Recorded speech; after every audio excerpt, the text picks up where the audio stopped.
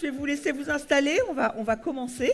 On va commencer donc ce séminaire consacré aux compétences psychosociales des enfants et des jeunes. Je suis Estelle Martin. J'ai le plaisir de vous accompagner tout au long de cette journée qui est donc dédiée au CPS. J'avais eu la chance d'animer un séminaire sur ces compétences en décembre 2021. Donc voilà, peut-être que je retrouve certains ou certaines d'entre vous qui avaient regardé ou qui avaient suivi ce séminaire. C'était en visio cette fois. Alors ces compétences, elles font leur chemin en France, auprès des experts, auprès de vous bien sûr, auprès des jeunes évidemment.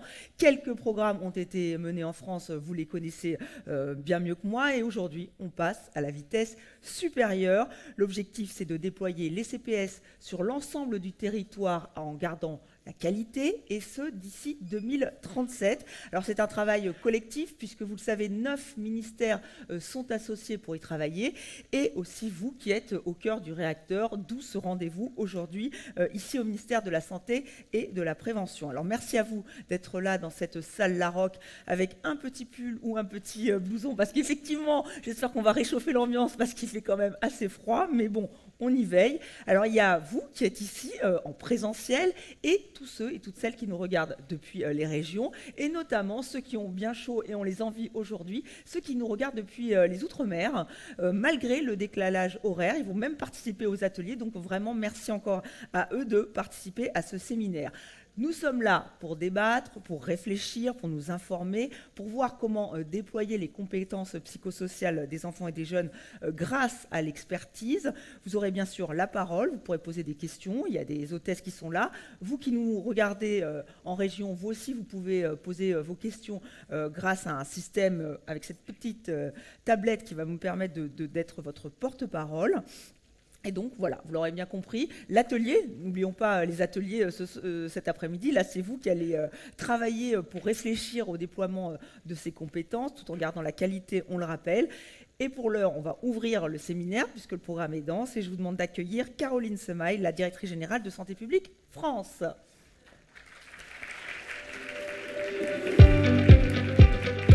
Bienvenue.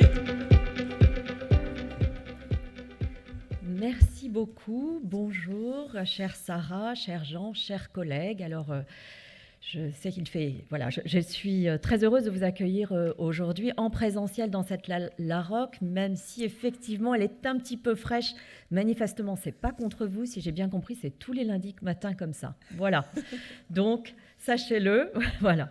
Donc, c'est le deuxième séminaire sur les compétences psychosociales. Alors, le développement des compétences psychosociales des enfants et des jeunes constitue un levier d'action essentiel de la promotion de la santé et de la prévention, notamment, et vous le savez, dans le champ de la santé mentale, de la santé sexuelle et la prévention des conduites addictives.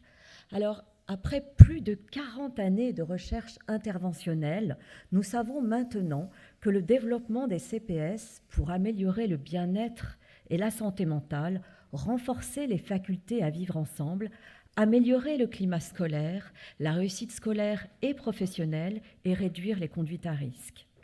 Alors, pour cela, il est essentiel de développer les CPS, les compétences psychosociales, dans tous les apprentissages et dans tous les milieux de vie.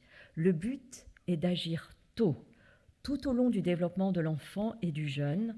Et notre objectif, votre objectif, notre objectif est bien qu'une nouvelle génération bénéficie d'un soutien au développement des compétences psychosociales tout au long de son parcours éducatif. Alors, c'est pourquoi cette stratégie réunit aujourd'hui, et vous l'avez dit Estelle, 9 ministères en vue d'un déploiement national dans toutes les structures éducatives et sociales, ce qui est franchement inédit dans l'histoire de la promotion de la santé en France. Alors, ce séminaire, c'est aussi un moment de partage et il a donc mobilisé de nombreux acteurs et institutions que je souhaite évidemment remercier. Les représentants des ministères impliqués dans la stratégie nationale et tout particulièrement les 2 copilotes de ces stratégies, le ministère de la Santé et le ministère de l'Éducation nationale, dont la Direction générale de la Santé et la Direction générale de l'enseignement scolaire qui sont ici présents et qui interviendront à ma suite. Sont aussi impliqués les ministères en charge de l'éducation populaire et de la vie associative, de l'agriculture pour les lycées agricoles, et je suis aussi très sensible au lycée agricole, de l'insertion sociale, de la protection de l'enfance pour la justice et la cohésion sociale, et évidemment avec la mission de lutte contre les drogues et les conduites addictives, la MILDECA. Alors, je souhaite aussi saluer la mobilisation de tous ceux qui sont au plus près des territoires. Je pense notamment aux agences régionales de santé, les représentants des collectivités territoriales, les associations déjà impliquées dans la mise en œuvre des compétences psychosociales, les universitaires qui sont aussi à nos côtés, bien entendu, et les représentants de Santé publique France, à la fois au niveau national et au niveau régional. Alors, vous êtes plus de 130 inscrits aujourd'hui. Alors, vous êtes, je ne sais pas combien dans la salle, 80 peut-être, qui sont en train de se geler. Je pense qu'il va falloir faire des pauses, Estelle. Il va falloir réorganiser la matinée pour qu'il y ait des petites pauses pour faire un peu, pas 10 000 pas, mais au moins quelques pas pour se réchauffer. Alors, ça se réchauffer. Vous êtes 130 inscrits aujourd'hui pour participer à cette journée d'échange et toutes les régions de France, et vous l'avez cité Estelle, y compris les régions et les territoires ultramarins sont représentés aujourd'hui. Et Nadine me disait même que nos collègues de Saint-Pierre et Miquelon sont connectés. Alors peut-être qu'ils seront connectés que cet après-midi. En tout cas, j'aurai le plaisir d'aller saluer les collègues de Saint-Pierre et Miquelon dans 3 semaines. Voilà, puisque je vais à Saint-Pierre et Miquelon. Alors, cette mobilisation, c'est vraiment le signe de l'importance de ce sujet et de la volonté de déployer des interventions, des compétences psychosociales de qualité, fondées sur les données probantes. Et tous les mots sont importants. Alors, Santé publique France, évidemment, soutient cette stratégie et grâce ou avec l'appui de notre expertise, nous aidons à co-construire, et ça c'est très important, à co-construire une culture commune, fondée sur les dernières connaissances scientifiques et en capitalisant sur les pratiques françaises. Alors, le rôle de Santé publique France, c'est en fait de faire un pont entre les savoirs académiques et les connaissances issues de l'expérience pour proposer des livrables immédiatement mobilisables et adaptables aux différents contextes. Ainsi, depuis ces dernières années, nous avons en fait produit un référentiel sur les compétences psychosociales. Nous avons organisé des séminaires de transfert de connaissances et d'échanges sur les CPS pour les experts, formateurs et référents. Nous avons produit des programmes en ligne pour renforcer ses propres CPS à destination des adultes en position d'éducation et des jeunes. On a produit aussi des documents courts pour les acteurs de terrain et aussi par le biais en fait de la mise à disposition du registre des interventions efficaces ou prometteuses. Alors en 2022, l'agence a produit un référentiel qui a permis, et je le soulignais plus tout à l'heure, de bâtir une vision commune des compétences psychosociales. Ce référentiel synthétise l'état des connaissances scientifiques, théoriques sur les CPS et les interventions probantes. Il est destiné aux décideurs, aux acteurs de la santé, mais ce référentiel constitue une première étape pour avoir une vision partagée, commune, qui est essentielle pour tous avancer ensemble toutes les années à venir et jusqu'en 2037 et au-delà. Alors aujourd'hui, nous travaillons à un référentiel pratique sur les CPS qui sera publié cette année. C'est un travail qui a été mené en collaboration avec l'appui d'un comité d'appui thématique sur les CPS. Il a réuni une trentaine de spécialistes, des enseignants-chercheurs, des experts de terrain dans les domaines de la psychologie, de l'éducation, de la promotion de la santé. Nous avons d'ailleurs aussi pu appuyer le travail dans le cadre de la rédaction du kit sur l'empathie qui avait été réalisé par l'Éducation nationale à la demande de Gabriel Attal, et nous avons, avec tous nos travaux, pu contribuer à la rédaction de ce kit. Alors, nous préparons aussi au deuxième semestre 2024 un séminaire de transfert des compétences. Alors, depuis le premier séminaire des CPS organisé en décembre 2021, vous l'avez souligné en présentiel par Santé publique France, vous avez fait du chemin. Et je me réjouis bien entendu de l'impulsion nationale donnée par l'instruction interministérielle qui va permettre de déployer à grande échelle et dans les pratiques courantes les compétences psychosociales des enfants et des jeunes. L'état d'avancement de cette stratégie nationale sera présenté par les deux copilotes santé et éducation nationale. Alors, le développement des compétences psychosociales concerne plus de 12 millions d'enfants et de jeunes. Et cela représente un double enjeu. D'une part, déployer des interventions dans tous les milieux éducatifs et adaptées aux différentes structures et populations, et déployer des interventions de qualité mobilisant l'expertise scientifique et expérientielle pour lequel nous avons capitalisé depuis les 20 dernières années. Alors évidemment, ce passage à l'échelle nationale constitue un véritable défi et c'est pour ça que vous êtes tous rassemblés aujourd'hui. Alors, c'est aussi pour cette raison que ce séminaire, il porte sur la place de l'expertise dans cette stratégie de développement, de déploiement. Comment peut-on généraliser des interventions CPS de qualité dans tous les secteurs concernés?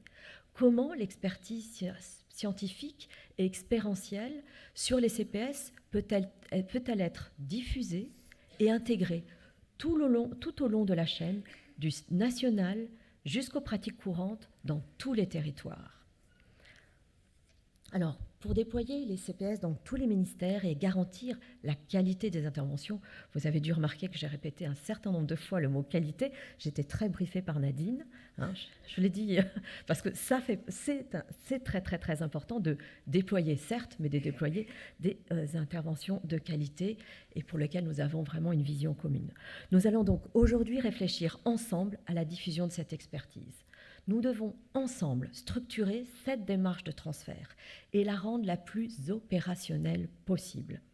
Elle devra ainsi pouvoir répondre aux différents besoins et prendre différentes formes, telles que des actions de sensibilisation, de la formation, de l'accompagnement ou de l'analyse de pratique. Alors évidemment, il y a des territoires où il y a eu des initiatives, des expériences, de programmes probants et prometteurs qui sont déjà mis en œuvre. Alors il sera très important de veiller à soutenir les acteurs déjà mobilisés, en renforçant leur savoir, leurs compétences, en identifiant les difficultés, les freins, les leviers, afin que chaque acteur trouve sa place. Nous avons besoin de tout le monde, la route est longue. Et il importe de penser la logique d'intervention dans la durée, la qualité et la cohérence depuis le plus jeune âge jusqu'à l'entrée dans l'âge adulte. Alors, cette matinée sera consacrée à des interventions de la part des deux ministères, copilotes de la stratégie, des interventions aussi de Santé publique France, et cet après-midi, ça sera l'occasion d'échanger dans le cadre d'ateliers, et avec quelques personnes auront la chance peut-être de ne pas être dans cette salle cet après-midi pour les ateliers. Alors, avant de conclure, je souhaitais remercier tout particulièrement la direction de la prévention et de la promotion de la santé de Santé publique France, et notamment Nadine, Béatrice, Pierre, Emma, Dominique et Maïka pour l'organisation. Je souhaiterais aussi remercier les membres du comité d'appui thématique, ces 30 membres qui nous appuient. Et je voudrais remercier aussi le comité de pilotage national sur les compétences psychosociales et la fédération Promotion Santé, anciennement dénommée FNES. Voilà, ayons le souhait que les enfants et les jeunes de la prochaine génération soient tous formés aux compétences psychosociales, entourés par des adultes, eux-mêmes renforcés, pour lesquels on a eux-mêmes renforcé leurs compétences psychosociales. Je vous souhaite un très bon séminaire. Merci. Merci Caroline Semaille. Et d'ailleurs, oui, les ateliers n'auront pas lieu dans cette salle. C'est juste le retour de tout ce que vous aurez fait qui aura lieu ici. Donc au moins, vous aurez peut-être chaud pendant au moins un peu plus d'une heure. C'est pas mal. On va demander maintenant à Sarah Sonneron, directrice générale adjointe de la santé, qui nous accueille pour ce séminaire. Bienvenue à vous.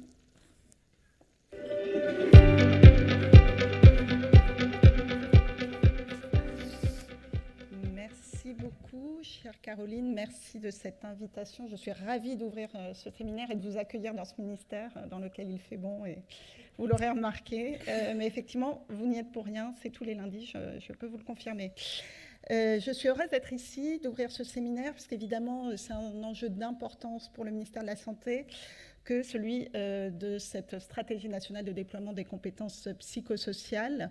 Je vais rappeler, puisque Caroline Semaille a fait un propos introductif à la fois très complet et très convaincant, donc je vais m'inscrire comme je peux dans ses pas. Pourquoi il s'agit d'investir collectivement sur ce sujet. C'est toujours bien de revenir aux fondamentaux et donc effectivement, qu'est-ce que les compétences psychosociales ? Ce sont les compétences de vie qui permettent de faire face efficacement aux exigences et aux défis de la vie quotidienne. Tout un programme, effectivement, et il faut revenir à des compétences très concrètes, gérer son stress, avoir de l'empathie, avoir une pensée réflexive et critique, toutes ces choses qui font de la vie quotidienne plus simple et plus facile, être mieux armé. Et toutes ces compétences, finalement, ont des impacts sur la santé, d'où l'importance de la Direction générale de la santé à cette table, on le sait, sur la santé mentale. Je ne peux que rappeler ce matin la publication de Santé publique France sur les conduites suicidaires, mais tous les indicateurs de santé sont au rouge sur la santé mentale des jeunes. De la même manière, les CPS ont des impacts sur la santé physique, sur les addictions, sur les comportements à risque. Et bien au-delà, elles ont aussi des bienfaits sur la réussite éducative, sur le bien-être social, mais aussi sur l'insertion professionnelle. On est donc sur des compétences éminemment individuelles et qui ont un impact sociétal et qui permettront de bâtir une société plus résiliente. C'est rien que moins que ça, et ça justifie tous notre place ici et notre engagement pour le déploiement des CPS, ce qui a justifié leur inscription dans les assises de la psychiatrie et de la santé mentale de 2021 qui étaient portées par le président de la République et qui ont débouché sur cette instruction interministérielle évoquée par Madame la Directrice Générale d'août 2022, qui a réuni 10 directions ministérielles, 9 ministères, c'est du jamais vu, je pense, avec une feuille de route sur 15 ans. On peut juger que c'est long, on peut aussi juger que c'est ambitieux, vu tout le travail qu'il y a à faire, toucher tous les enfants et tous les adultes au contact des enfants, et les former et les préparer à mieux pouvoir affronter le quotidien. Comme nous l'avons dit, cette feuille de route sur 15 ans va être déclinée en feuilles de route sectorielles qui seront, elles, quinquennales. Je crois qu'on vous fera un point sur leur déploiement juste après moi, donc j'y reviendrai pas plus précisément que ça, mais vous dire qu'effectivement, il y aura à la fois des feuilles de route sectorielles et populationnelles, par exemple pour les jeunes issus de l'ASE ou de la protection de l'enfance, et qu'elles ont toute vocation, et ça a été décidé lors du dernier comité national de pilotage, d'être réunies dans un guide complet pour qu'elles se répondent et ne soient pas vues comme des logiques en silo, mais bien une vision transversale comme il se doit lorsqu'on parle de CPS. Donc vous l'aurez compris, la dynamique sur les CPS est bien engagée au niveau national. On est sur les starting blocks et désormais, il est important de la concrétiser, le déploiement au niveau territorial, d'où l'importance de ce séminaire et de votre présence en nombre ce matin. L'instruction interministérielle prévoit que le déploiement des CPS est piloté au niveau régional via les ARS, les rectorats et tous les services concentrés impliqués. Ces acteurs peuvent et doivent s'appuyer bien naturellement sur les instances régionales d'éducation et de promotion de la santé, les IREPS, mais également les observatoires régionaux de la santé, à la fois pour élaborer un diagnostic partagé, puis pour appuyer tous les choix et la mise en œuvre des actions, des interventions à développer sur le plan territorial. Voilà. Au-delà de ça, nous développons les comités territoriaux, les COTER, qui seront portés par 3 institutions. Tout d'abord, la délégation départementale de l'ARS, ensuite la direction des services départementaux de l'éducation nationale et également le conseil départemental, évidemment au titre notamment de leurs compétences en matière de PMI, qui sont des acteurs fondamentaux. Ces COTER réuniront les principaux acteurs de l'enfance et de la jeunesse, de sorte à déployer de façon coordonnée la stratégie sur la base de priorités partagées, je l'ai dit, sur des diagnostics locaux et en visant à terme l'ensemble des enfants et des jeunes dans tous les milieux d'accueil scolaire et extrascolaire. En appui à ce déploiement territorial, il est indispensable qu'au-delà des compétences existantes, qui sont toujours variables selon les territoires évidemment, les acteurs construisent une véritable expertise sur les CPS et leur pédagogie, d'où le séminaire de ce matin, sur la façon de parvenir à les développer chez les enfants dès leur plus jeune âge. Pour cela, nous comptons sur Santé publique France et sur tous ses partenaires, dont la Fédération Promotion Santé, et c'est bien l'objet de ce jour. Je souhaite vivement qu'à l'issue de ce séminaire, nous sortions toutes et tous avec une représentation partagée et très concrète du déploiement de la stratégie nationale et de la place de l'expertise dans les territoires, que nous soyons tous à notre niveau des acteurs du plaidoyer en faveur de cette stratégie. Sans plus attendre, je vais passer la parole à Jean Hubac, mais là, je vous prends votre rôle. Oui, je vous en prie. Merci beaucoup de faire cette transition. Effectivement, nous allons recevoir Jean Hubac, directeur général adjoint de l'enseignement scolaire.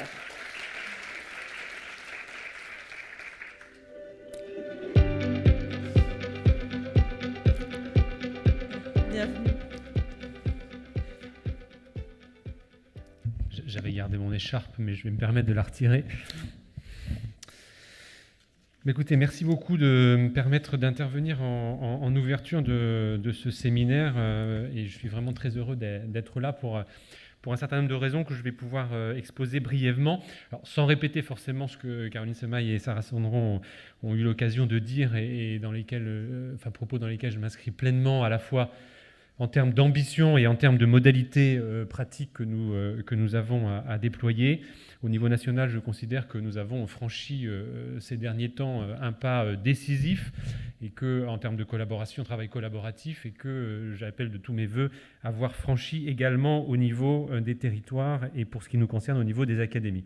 Alors, je voudrais remercier Santé publique France et sa directrice générale, Caroline Semaille, pour l'organisation de cette journée, que je suis ravi d'ouvrir aux côtés de la directrice générale adjointe de la santé, Sarah Sandron, que j'ai plaisir à retrouver et avec qui nous œuvrons en faveur du développement des compétences sociales depuis maintenant quelques mois de manière très officielle et très explicite. Et en effet, en tant que copilote, on l'a déjà entendu, en tant que copilote de la stratégie nationale de développement des CPS chez les enfants et les jeunes de 2022 à 2037, nos deux directions travaillent en étroite collaboration maintenant afin d'en assurer la mise en œuvre. Et nous sommes particulièrement fiers de ce travail, car il s'agit d'un véritable défi à relever. Alors en effet, cette stratégie, elle est d'abord très ambitieuse, on l'a dit, 15 ans. Je crois qu'il y a peu de plans qui se projettent aussi loin et au-delà des querelles partisanes.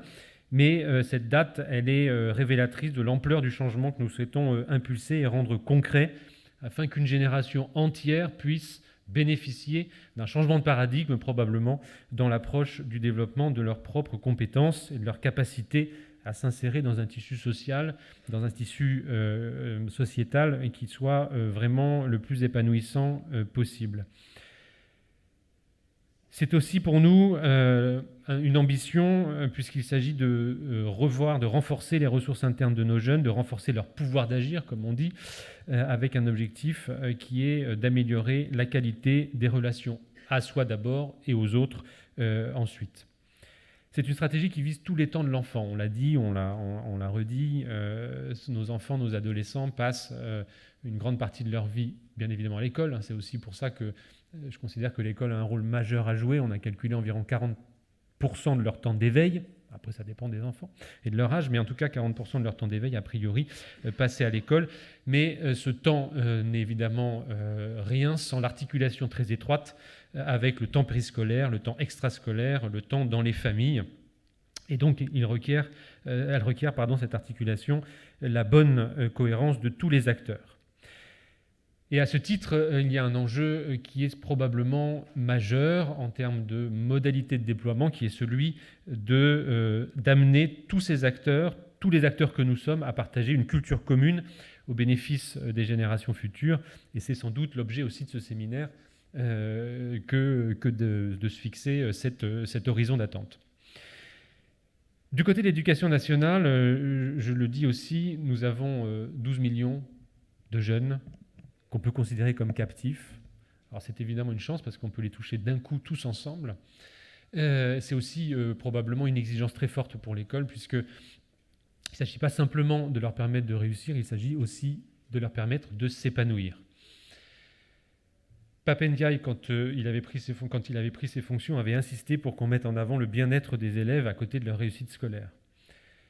Gabriel Attal s'est inscrit aussi dans cette perspective-là en demandant que les programmes scolaires commandés au Conseil supérieur des programmes fassent une part explicite à la question des compétences psychosociales. Peut-être que ça vous paraît naturel, c'est absolument copernicien probablement pour l'éducation nationale, que de considérer que le contenu des programmes scolaires ne tient pas simplement à des enjeux de connaissances, mais aussi à des enjeux de développement de compétences psychosociales.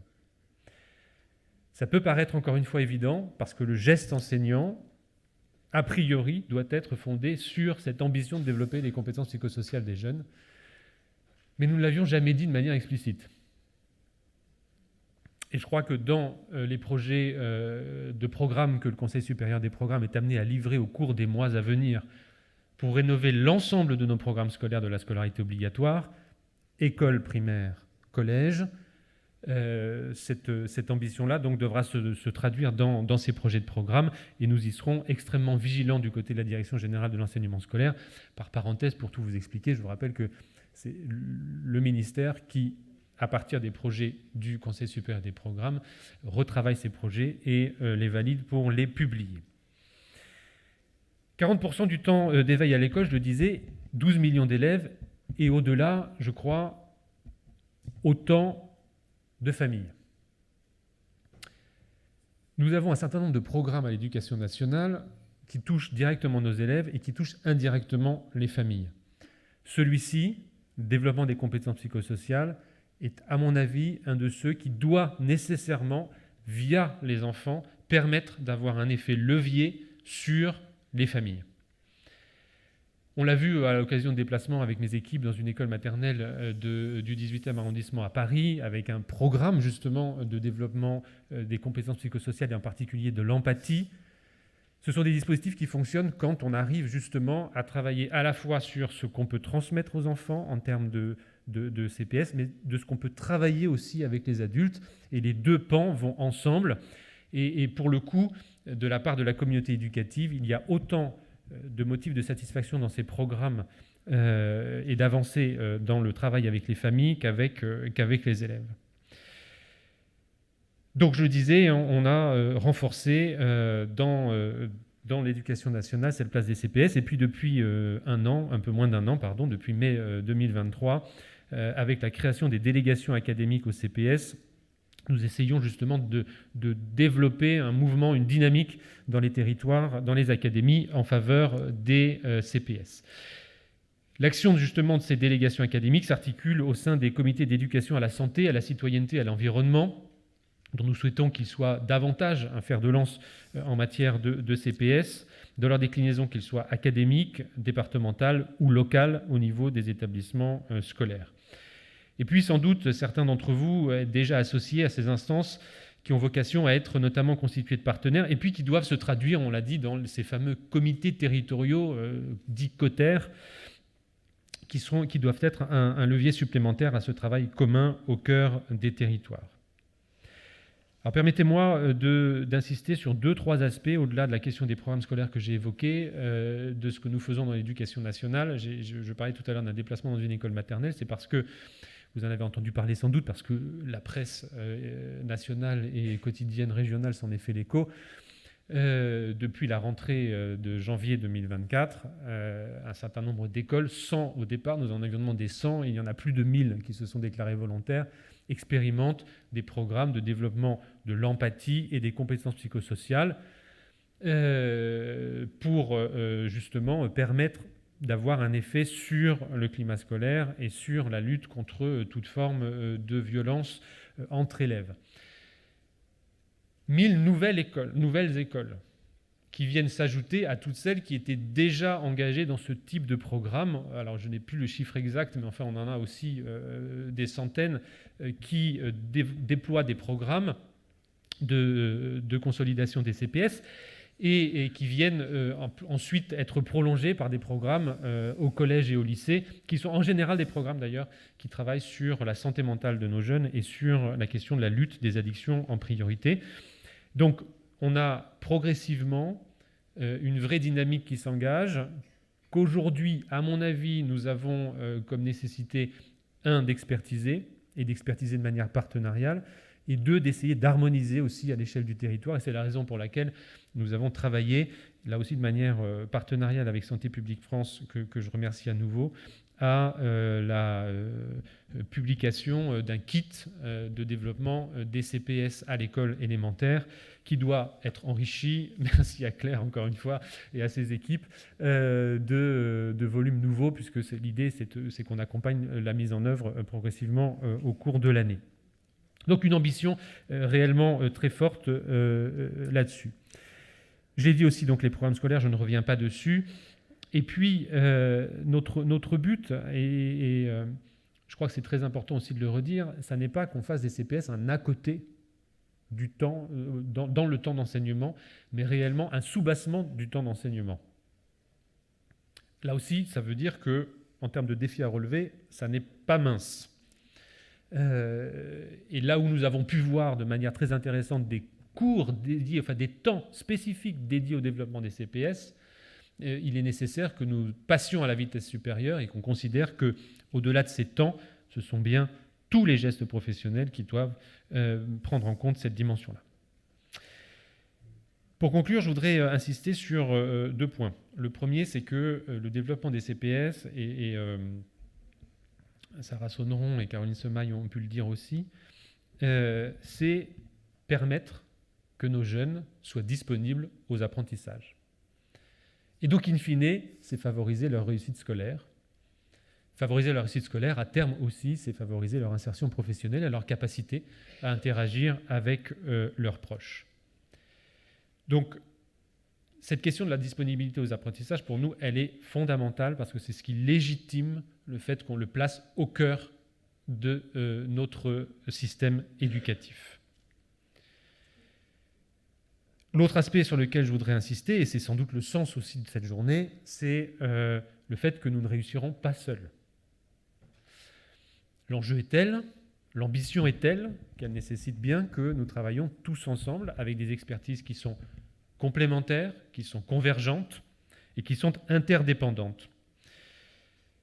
Là aussi, je pense que, je parlais de révolution pour le système éducatif, que l'éducation nationale appelle de ses voeux à un travail partenarial réel jusqu'au cœur de nos établissements scolaires et de nos écoles, c'est aussi une posture qui est relativement nouvelle. On nous fait souvent le reproche d'être une institution fermée.